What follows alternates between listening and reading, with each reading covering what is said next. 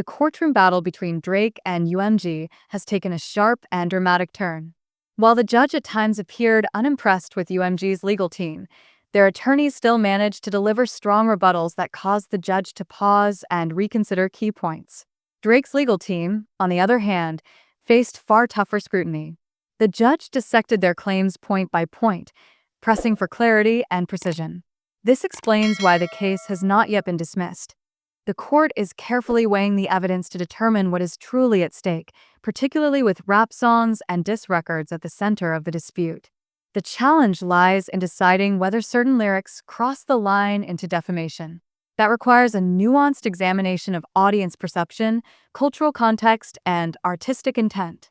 Because listeners interpret music differently, and with no universal standard for measuring audience impact, the question of harm or defamation becomes far more complicated. This legal gray area weakens Drake's argument that the lawsuit lacks all merit, especially since references to rival artists and real-life events blur the line between art and accusation. The judge even emphasized that while much of Drake's work can be considered parody or artistic expression, some tracks, particularly tailor-made freestyles, could potentially carry legal weight if proven to contain direct and damaging claims. The court specifically questioned why Drake's legal team failed to address one freestyle in detail, while spending significant time defending Not Like Us. By pointing out this omission, the judge made clear that every piece of disputed content matters, especially lyrics that may carry implications beyond satire or creative expression. From a legal standpoint, the standard is straightforward. At the motion-to-dismiss stage, if a statement can reasonably be interpreted as defamatory, the claim survives.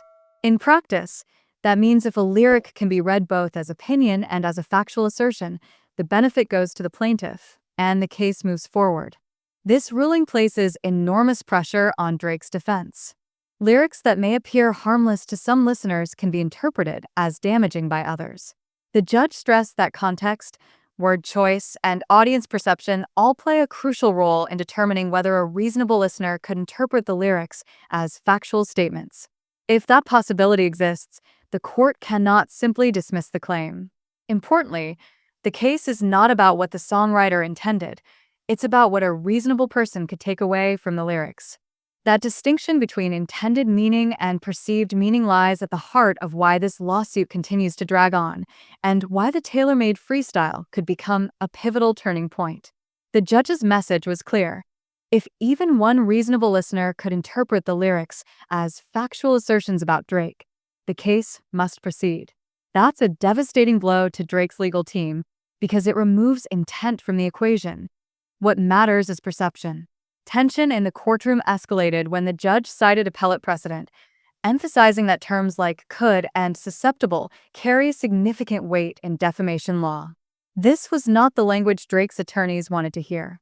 When attorney Go Toddle attempted to pivot, the judge cut him off, signaling frustration with the defense's reasoning and underscoring that the case remains very much alive. The court further highlighted that once lyrics are admitted into evidence, they can be analyzed as potential factual claims. That allows the judge to evaluate them from the standpoint of an ordinary listener, not solely through the lens of artistic framing. This marks a major turning point in the lawsuit, stripping away any attempt to treat the lyrics as untouchable artistic expression. From the bench, it became clear that Drake's legal strategy must adapt quickly. Continuing to argue that the lyrics are harmless opinions may no longer suffice. Instead, the defense may need to construct a broader narrative grounded in industry norms, context, and artistic exaggeration to shield itself from further damage. The atmosphere grew even more charged as the judge pressed Drake's legal team with sharper questions. Under Rule 201, the judge reminded both sides that judicial notice can be taken at any stage of proceedings. That means the court can directly consider the lyrics alongside their surrounding context, a massive setback for the defense. The defense argued that at the pleading stage, all reasonable inferences must favor the plaintiff and that outside material should not weaken the allegations. But the judge quickly cut in, stressing that Not Like Us and the tailor-made freestyle could not simply be disregarded if they were already part of the public record. This exchange exposed a critical weakness in Drake's position. The judge made it clear she expected the lyrics themselves to stand on their own, not be buried under abstract legal theories. That stance leaves the defense with little room to maneuver. Every line and reference is now subject to scrutiny for potential defamatory meaning. By insisting that the tailor-made freestyle be addressed directly, the judge signaled that no part of the complaint would be overlooked. This focus on the lyrics, rather than speculation, intensifies the pressure on Drake's team and makes the plaintiff's case far stronger. Looking ahead, the defense will need to pivot. Relying on procedural technicalities will no longer be enough. Instead, they must argue convincingly that the lyrics cannot reasonably be taken as factual claims, a far more difficult challenge now that the court has expanded its scope of review. The courtroom reached a boiling point when the judge turned to one of the most explosive claims in the case, the lyrics alluding to underage relationships in the context of the AI-generated Tupac voice. She noted that these bars could be interpreted as a calculated shot at Kendrick Lamar, echoing long-standing rumors of predatory behavior. The judge did not avoid the issue. Instead, she pressed Drake's legal team directly, demanding to know why they had ignored the tailor-made freestyle and what alternative meaning could possibly be drawn from those lines. Each attempt by the defense to explain was cut off. The judge demanded clear, concrete answers, not evasive arguments. Her line of questioning highlighted the stakes. If a lyric can reasonably be read as a factual allegation rather than mere artistic exaggeration, the plaintiff gains a significant advantage. She emphasized that in defamation law, plausibility and perception matter as much as intent. By zeroing in on the tailor-made freestyle, the court signaled it would not allow selective analysis of lyrics. Every line, reference, and implication must be reviewed in full context. This sets the stage for a pivotal decision: whether the lyrics cross the boundary from artistic expression into defamatory territory. For Drake's legal team, the challenge is to prove that the lines were metaphorical, not factual assertions. For Kendrick's side, the door is wide open to argue that the lyrics planted serious, damaging accusations in the public's mind. Either way, the exchange marked a turning point in the legal battle. Inside the courtroom, tensions escalated further as the debate over lyric interpretation reached its peak. Drake's attorney argued that the court should consider the songs as complete works, not isolate individual lines. But the judge pushed back, laser-focused on one controversial lyric from Not Like Us, demanding a clear explanation of how it should be understood. This moment highlighted the core of the dispute.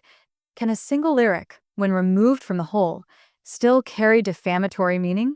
Drake's team insists that the lyrics must be interpreted as part of a broader artistic narrative shaped by metaphor and rap tradition. The plaintiff's team, however, argues that even one damaging line, if reasonably perceived as fact, is enough to sustain their claims. As the judge repeatedly cut in, it became clear the court was seeking precision, not theatrics. The central question revolved around how an average listener interprets the lyrics.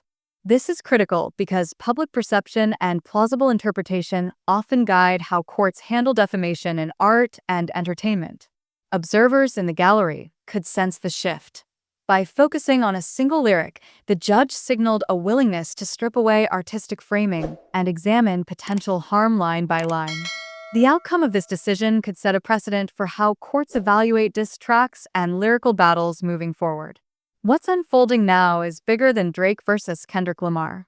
Legal experts describe this case as a chess match over the limits of creative expression.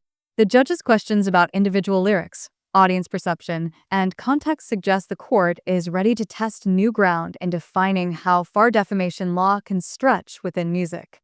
If the ruling leans toward Lamar, it could reinforce artists' freedom to speak boldly in diss tracks without fear of legal fallout.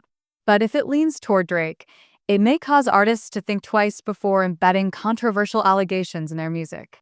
Either way, the outcome will redefine the rules for hip-hop battles, streaming platforms, and how labels manage artist disputes. While the courtroom wrestles with precedent, public opinion is moving at a different pace. Not Like Us continues to dominate streaming charts and spark TikTok trends, cementing its cultural grip. Each headline about the lawsuit acts as free promotion, drawing in listeners who may never have cared about the original battle. Meanwhile, Legal filings dissect every bar with surgical precision, giving fans and media a rare look into how attorneys parse rap battles in court.